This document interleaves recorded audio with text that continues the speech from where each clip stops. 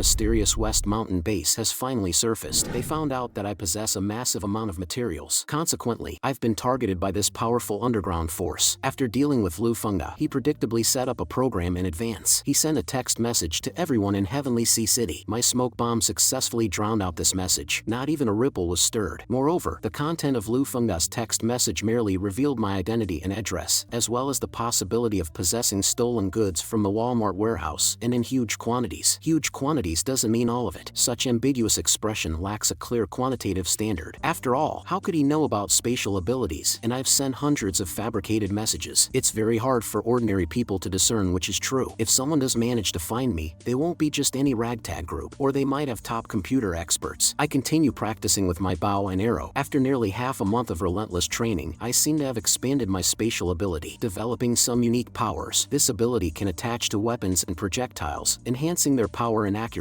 With the aid of this ability, I can hit a target 400 meters away with a single arrow. Then, I had an idea. What if I apply this ability to close combat weapons, or even to my body? The results were surprisingly good. With the ability enveloping my body, the air resistance I faced greatly reduced. My speed increased manifold. With greater speed, my dodging ability also improved, making escapes much quicker. I've grown to like the abilities I possess. Though they seem simple, they have infinite developmental potential. I can even feel that I've only scratched the surface of an iceberg. I can't imagine how powerful it would be if fully developed. Suddenly, my stomach growled. I quickly took out 2 chocolate bars and stuffed them into my mouth. It seems this ability does consume a lot. After all, power comes from cells. To maintain strength, I must replenish with food. That means, the strength of a mutant depends on the amount of food they have. No matter how powerful the opponent's abilities, without food, they can't use them. Thinking of the inexhaustible supplies in my own space, in that case, am I not invincible? At least, I can wear them down with unlimited supplies. Meanwhile, in an underground shelter, Chen, the leader of the West Mountain organization, is worried about the base's energy problems. Just then, the secretary Guro enters with a stack of documents, slowly saying, "The information we received earlier has been investigated. All messages come from Heron's River District, Lark Manor, mostly from Villa 101 in Lark Manor. However, one message is special. It came from the mobile phone of Lufunga, chairman of the Intelligent Cloud Group. His home is in Lark Manor, Villa 302. Chen takes the report and ponders for a moment. Give me a detailed report on Zhang Yi mentioned in the report. I want to know what a mere warehouse manager can stir up. Secretary Guro meticulously reports Zhang Yi's information to Chen.